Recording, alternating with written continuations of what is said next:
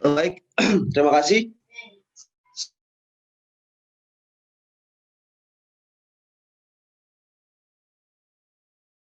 Hormati Ketua Lembaga internal maupun eksternal yang berada di lingkup Fakultas Ekonomi dan Bisnis.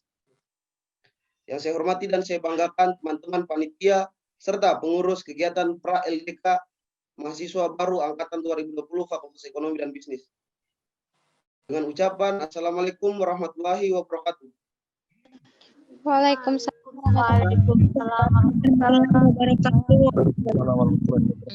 Wabarakatuh. Allahumma sholli ala Muhammad. Salatu wassalamu ala asrafil anbiya wal mursalin Sayyidina Muhammadin wa ala alihi wa sahbihi ajma'in amma ba'du. Pertama-tama dan yang paling utama, marilah senantiasa kita panjatkan puja dan puji syukur kita kehadirat Allah Subhanahu wa taala yang telah memberikan kita rahmat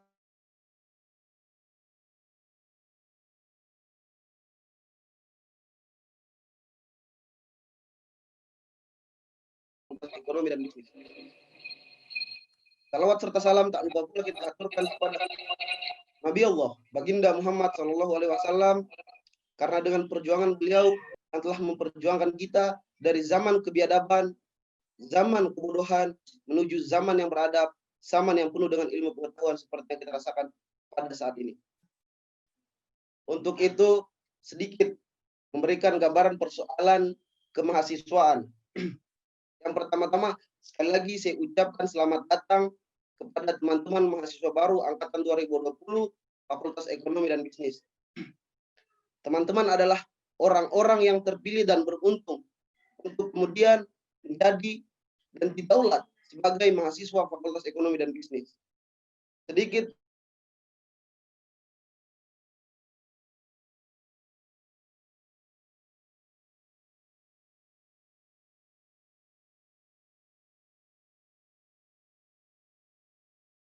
seiring perjalanan yang mudah kembali lagi di tahun 1982 dalam rangka menyatukan pendapat yang disebut Sumpah Pemuda. Dengan di tahun berikutnya 1998 pemuda sudah bereformasi menjadi mahasiswa. Mahasiswa ini kemudian bergerak menumbangkan rezim kepemimpinan pada saat itu tahun 1948 yang dinilai otoriter. Sedikit memberikan gambaran persoalan gerakan kemahasiswaan. Sampai hari ini, mahasiswa tetap ada di garda terdepan untuk kemudian mengawal semua kebijakan-kebijakan pemerintah yang tidak pro rakyat. Sedikit bercerita persoalan mahasiswa.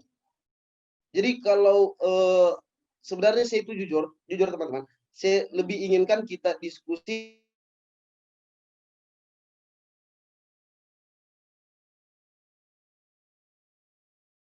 kita dipercayakan melakukan lewat online.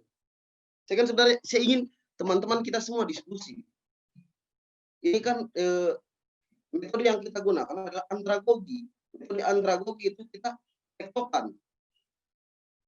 Tapi ini kita menggunakan demagogi. Saya metode ceramah saya gunakan. Tapi itu tidak menjadi masalah untuk kita. Nah, ndak apa makin. Jadi kembali lagi saya sampaikan ke teman-teman bahwasanya persoalan kemahasiswaan ini tadi sudah ada beberapa teman-teman senior kalian yang sedikit memberikan gambaran terkait kemahasiswaan. Jadi kalau menurut saya mahasiswa secara etimologi terbagi dari dua suku kata. Yang pertama adalah maha, artinya ter atau paling, lalu yang kedua adalah siswa, artinya pelajar. Jadi definisi mahasiswa secara etimologi adalah terpelajar atau paling pelajar. Seperti itu. Beda konteks dengan kalau kita mau bawa ranah ke objeknya itu ke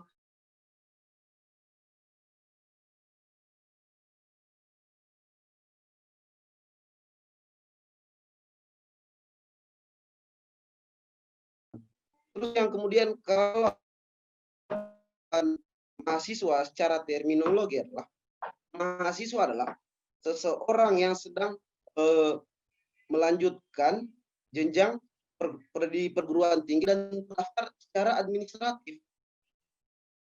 Jadi syarat untuk menjadi sebagai mahasiswa secara terminologi terdaftar dulu secara administratif. Seperti itu. Terus kemudian kita masuk dengan ciri-ciri mahasiswa. Ciri-ciri mahasiswa adalah kalau kita singkat, ciri mahasiswa itu adalah rakus. Jadi ciri-ciri mahasiswa itu rakus sebenarnya, teman-teman. Rakus ini adalah singkatan dari rasional, analisis, kritis, universal, dan sistematis. Pertama, teman-teman, apa yang dimaksud dengan rasional ini? Rasional ini adalah masuk akal, logis. Jadi ciri seorang mahasiswa itu adalah masuk akal, logis. Setiap perkataan yang kemudian dia lontarkan atau keluarkan itu masuk akal. Itu ciri mahasiswa rasional. Terus kemudian yang kedua, ciri mahasiswa analisis. Mahasiswa analisis adalah mampu menganalisis segala sesuatu yang terjadi. Fenomena apa yang terjadi, kemudian dia mampu mengeluarkan statement dari hasil analisis itu. Tidak semerta-merta langsung mengeluarkan pernyataan. Tapi ciri seorang mahasiswa itu melakukan analisis dulu. Seperti itu. Terus yang ketiga, persoalan kritis. Jadi ciri mahasiswa kritis adalah orang-orang yang berpikir sampai ke akar-akarnya. Contoh, teman-teman, saya sedikit memberikan gambaran persoalan mahasiswa kritis. Ketika mahasiswa kritis ini menjelaskan sesuatu hal sampai akar-akarnya. Jadi gini, apa yang dimaksud dengan paragraf? Paragraf adalah kumpulan dari beberapa kata. Terus kita stop sampai situ. Dia bicara lagi. Apa yang dimaksud dengan kata? Kata adalah kumpulan dari beberapa kata. Lanjut lagi.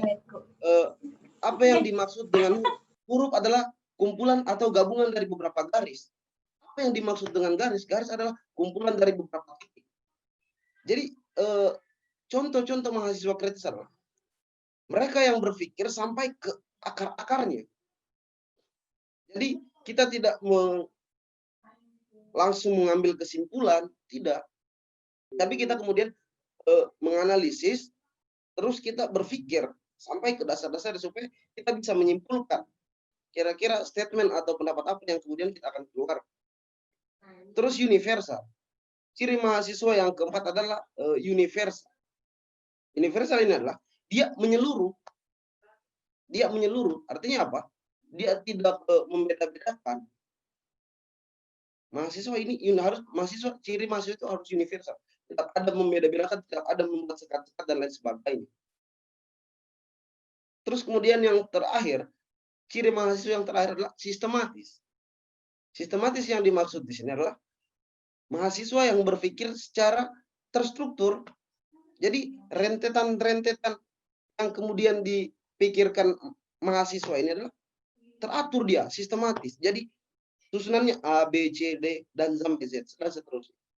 Kita tidak mungkin tidak berpikir langsung dari A langsung ke B misal, C misal. Kita tidak lewati B dulu, D dulu. Seperti itu, teman-teman. Kemudian kalau kita berbicara persoalan tipe-tipe mahasiswa, jadi kalau sampai saat ini, kemudian yang saya sudah dapatkan persoalan tipe-tipe mahasiswa ini, yang pertama itu ada tipe mahasiswa akademisi. Tipe mahasiswa akademisi, mereka adalah orang-orang yang fokus terhadap bidang perkuliahannya. Jadi mereka hanya fokus terhadap disiplin ilmunya. Misal, di Fakultas Ekonomi dan Bisnis ada 3 jurusan. Ilmu ekonomi pembangunan, manajemen, dan akuntansi. Kita ambil sampel misal mahasiswa manajemen. Jadi mahasiswa manajemen, tipe mahasiswa akademisi adalah mereka adalah orang-orang yang kemudian fokus terhadap studinya. Mereka tidak coba untuk berpikir keluar, maksudnya kita mungkin cari wadah lain kah, organisasi lain kah, tidak. Mereka hanya fokus terhadap akademisinya mereka. Bagaimana caranya supaya IPK mereka tidak turun, kalau bisa mungkin lebih naik. Itu ciri-ciri mahasiswa tipe mahasiswa akademisi. Terus yang kedua, tipe mahasiswa Jadi tipe-tipe mahasiswa organisatoris adalah mereka adalah mahasiswa-mahasiswa yang kemudian lebih dominan berbicara persoalan organisasi. Mungkin salah satu sampelnya mungkin teman-teman pengurus badan eksekutif mahasiswa, teman-teman lembaga atau organisasi eksternal, mereka adalah mahasiswa organisatoris.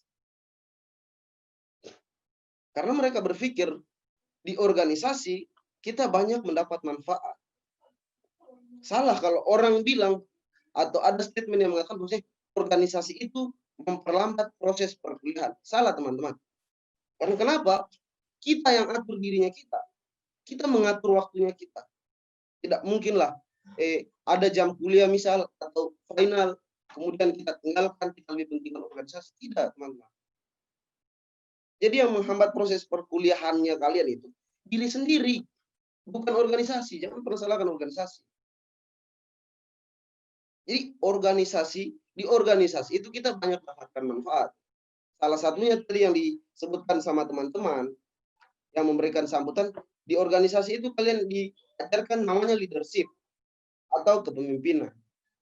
Terus yang lebih penting adalah, kalau untuk saya pribadi, di organisasi itu kita diajarkan yang namanya public speaking. Berbicara di depan umum, berbicara di depan orang banyak, itu kita dapatkan di organisasi. Dan ada beberapa hal yang kemudian kita dapatkan di organisasi, kita tidak dapatkan di dalam proses perkuliahan. Itu dia, kalau tipe-tipe mahasiswa organisatoris. Jadi tipe-tipe mahasiswa organisatoris itu, dia berpikir, saya seperti ini. Misal saya, sampai hari ini saya berpikir, untuk matematika ilmu adalah, jadi dari 100% ini, presentasinya, 30% di dalam dunia perkuliahan, di dalam bangku pendidikan, terus kemudian 30%-nya di luar, seperti organisasi eksternal, dan lain sebagainya. Terus 40%-nya di mana? Di buku. Teman-teman boleh cek. Teman-teman mahasiswa baru boleh cek. Ketika teman-teman ada satu mata kuliah pada hari Senin, tapi teman-teman sudah memiliki buku itu, terus teman-teman baca. Teman-teman akan lebih paham daripada teman-teman yang belum baca sama sekali. Jadi matematika ilmu itu, kalau untuk saya 30% di bangku pendidikan, proses perkuliahan, 30% di luar, dan 40%-nya di buku. Menurut saya. Karena saya juga salah satu tipe mahasiswa organisator, insya Allah sampai hari ini. Terus kemudian, tipe mahasiswa hedonis. Jadi tipe mahasiswa hedonis ini adalah orang-orang yang malas pusing. Mereka malas pusing. Persoalan nilai akademisi juga tidak terlalu memikirkan. Persoalan organisasi juga mereka tidak pikirkan. Mereka hanya mengikuti tren atau fashion yang berkembang. Fashionable mereka. Jadi teman-teman yang hedonis ini mungkin mereka tidak terlalu tertarik dengan organisasi. Terus kemudian kalau kita mau berbicara juga persoalan akademisinya mereka, tapi kita bisa cek apakah nilai mereka atau IPK-nya mereka ini tinggi atau bagus. Tidak, belum tentu teman-teman. Kadang mereka hanya berpikir nongkrong sana sini, kumpul sana sini, fashionnya seperti apa. Itu adalah tipe-tipe mahasiswa hedonis. Seperti itu teman-teman. Terus yang kemudian adalah fungsi mahasiswa. Tadi juga beberapa teman-teman yang duluan memberikan sambutan sudah sedikit memberikan gambaran persoalan fungsi mahasiswa ini. Termasuk Ketua BEM juga tadi sudah memberikan gambaran persoalan fungsi mahasiswa. Jadi fungsi mahasiswa itu yang pertama, agent of change. Agent of change yang dimaksud adalah penggerak masyarakat. Agent of change yang dimaksud di sini adalah mereka orang mahasiswa yang kemudian bergerak untuk masyarakat. Orang-orang yang hadir di tengah-tengah masyarakat, persoalan-persoalan masyarakat. Terus yang kedua, fungsi mahasiswa yang kedua adalah guardian of value. Guardian of value ini, mereka adalah mahasiswa yang menjaga nilai-nilai masyarakat, nilai-nilai adat. Jadi, guardian of value, mereka yang menjaga nilai-nilai yang ada di masyarakat, seperti adat, agama, dan lain sebagainya. Terus yang kemudian kita berbicara persoalan fungsi mahasiswa yang ketiga. Fungsi mahasiswa yang ketiga ada yang dikatakan iron stock. Iron stock adalah generasi penerus. Jadi kita sebagai mahasiswa fungsinya kita adalah iron stock. Karena kenapa? Kita yang akan melanjutkan estafet perjuangan mereka. Jadi orang-orang tua kita yang ada di instansi pemerintahan, mau akademisi, mau politisi, kita yang akan melanjutkan mereka. Jadi bagaimana persiapkan dirinya teman-teman? Jangan kita berpikir, saya juga belum tahu mau jadi apa, seperti apa ke depannya. Jangan teman-teman. Jadi ketika teman-teman masuk di dunia perkuliahan, teman-teman harus menetapkan target. Targetnya teman-teman apa? Supaya jelas. Mungkin sedikit gambaran persoalan target teman-teman. Saya sedikit memberikan contoh. Pada saat itu, saya berada di posisi teman-teman. Ketika saya menginjakkan kaki di Fakultas Ekonomi dan Bisnis, ada niatan saya tidak akan menyelesaikan proses perkuliahan di Fakultas Ekonomi dan Bisnis ini ketika saya tidak menduduki salah satu jabatan organisasi internal yang ada di dalam kampus. Itu target saya. Jadi apapun yang saya lakukan, minimal 0,001% berdampak atau ada impact untuk niatan saya ke depannya. Kita ini generasi penerus. Teman-teman jangan pernah takut di dalam dunia perkuliahan, di dalam dunia kampus, itu adalah wadah teman-teman untuk berproses. Jangan pernah takut salah. Jangan pernah takut salah, teman-teman. Lebih baik 1000 kali salah di dalam dunia perkuliahan daripada 1 kali salah di luar, di masyarakat. Karena teman-teman akan dicap jelek ketika salah di masyarakat. Maka di sini adalah tempatnya teman-teman untuk berproses. Tempatnya teman-teman untuk kemudian ditempa. Seperti yang dikatakan tadi. Fungsi mahasiswa yang ketiga adalah iron stock. Kita generasi penerus. Bagaimana caranya kita mau jadi generasi penerus, tetapi kita tidak mempersiapkan dirinya kita. Pahamkah kita dengan instansi pemerintahan, politisi, akademisi? Kita tidak paham. Karena kita tidak mempersiapkan dirinya kita. Terus yang keempat adalah fungsi mahasiswa. Yang keempat itu moral force. Moral force ini adalah kaum-kaum intelektual. Jadi ketika teman-teman menyandang status sebagai mahasiswa, secara otomatis teman-teman menyandang gelar kaum intelektual. Jadi begini teman-teman, kita ini adalah mahasiswa. Kita untuk sesama mahasiswa boleh saja kita memberikan statement atau alibi. Saya bisa berbicara persoalan disiplin ilmunya saya. Mungkin saya sebagai manajemen, saya bisa berbicara persoalan manajemen, fungsi manajemen, seperti itu. Tapi teman-teman, saya ingatkan teman-teman, terutamanya teman-teman mungkin yang dari kampung, terus kemudian datang ke Kendari ini untuk melanjutkan proses perkuliahan. Jadi persepsi orang-orang tua kita di kampung adalah ketika kita menjadi mahasiswa, maka kita adalah kaum intelektual. Segala sesuatunya kita tahu itu. Kita akan paham semuanya. Jadi ketika kita menyelesaikan proses perkuliahan kita, misal teman-teman di Fakultas Ekonomi, kemudian balik ke kampung, ada orang tua, ada saja beberapa orang tua yang kemudian mencoba atau tes kita. Dia bertanya, kalau misal untuk racun rumput, kira-kira racun rumput apa yang bagus untuk membunuh hama-hama rumput sampai ke akar-akarnya? Ketika kita tidak bisa menjawab, maka kita akan dicap, anak ini pergi ke Kendari cuma main-main saja, tidak mengikuti proses perkuliahan dengan baik. Karena apa? Yang di pikiran mereka adalah, kita ini ketika kita menyandang status sebagai mahasiswa, maka secara otomatis kita adalah kaum intelektual. Jadi persepsi yang kemudian lahir di kepala orang tua kita yang berada di kampung, maksudnya kita tahu segala hal, kita harus tahu semuanya. Tapi kembali lagi, ketika kita tidak persiapkan itu, kita mau seperti apa? Makanya saran dari saya adalah manfaatkan waktunya teman-teman, manfaatkan sebaik-baiknya. Jadi 4 tahun ini untuk proses perkuliahan strata S1 4 tahun. Jadi manfaatkan teman-teman. Cari ilmu sebanyak-banyaknya. Jangan jadi kaum hedonis, jangan jadi kaum apatis. Kasihan orang-orang tua yang kemudian di kampung mempercayakan kita untuk kemudian masuk dan melanjutkan proses perkuliahan. Jangan sia-siakan mereka, kawan. Jangan pernah sia-siakan mereka. mereka menaruh harapan terlalu besar kepada kita. Kita kaum intelektual, teman-teman. Terus kemudian fungsi mahasiswa yang kelima adalah sosial kontrol.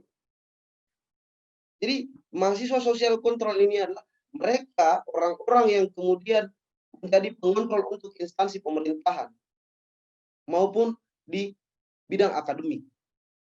Jadi mahasiswa harus menjadi pengontrol ketika ada kebijakan-kebijakan pemerintah yang kemudian tidak pro rakyat, mahasiswa harus hadir di situ memberikan solusi. Kita jangan tinggal diam. Jangan berpikir bahwasanya itu bukan tugasnya saya. Itu bukan tanggung jawabnya saya. Tidak, teman-teman. Ingat, saya kembali mengingatkan teman-teman, soalan sosial kontrol, kita harus hadir. Berikan solusi kepada masyarakat. Ketika ada masalah yang lahir di masyarakat dan ada potensi menjadi konflik horizontal, mahasiswa harus hadir di situ. Pemuda harus hadir di situ, memberikan solusi. Karena kenapa, teman-teman? Sekali lagi, saya ingatkan kepada teman-teman, ketika teman-teman menyandang status sebagai mahasiswa, ada yang dikatakan namanya Tridharma perguruan tinggi. Mungkin teman-teman yang tidak dengar atau kurang dengar, teman-teman yang dengar mungkin boleh catat, yang tidak dengar mungkin boleh di-searching. Tridharma perguruan tinggi. Yang pertama adalah pendidikan dan pengajaran. Itu Tridharma perguruan tinggi. Pendidikan dan pengajaran. Lalu yang kedua, penelitian dan pengembangan. Dan yang ketiga ditutup dengan pengabdian kepada masyarakat. Jadi mahasiswa, ketika teman-teman menyandang status sebagai mahasiswa, secara otomatis teman-teman punya tanggung jawab untuk mengabdi kepada masyarakat.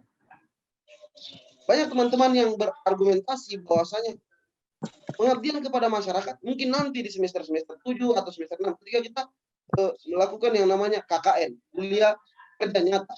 Di situ baru kita terapkan yang namanya pengabdian terhadap masyarakat.